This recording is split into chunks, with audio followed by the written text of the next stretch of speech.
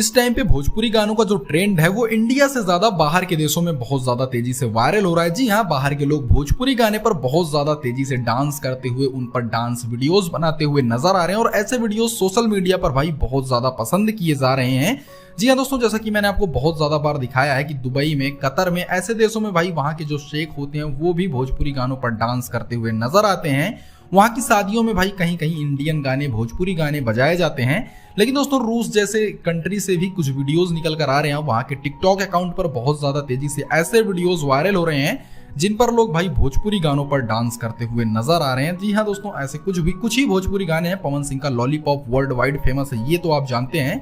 खेसारी लाल यादव के 1 से 2 गाने बहुत ज्यादा तेजी से विदेशों में वायरल हुए हैं। सिंगापुर के भी बहुत सारे वीडियोस देखने को मिले थे जिनमें भाई भोजपुरी गानों पर डांस हो रहा था।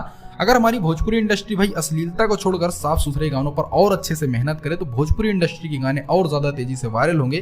खैर दोस्तों, इस पर आपकी क्या राय है, कमेंट जरूर कीजिएगा।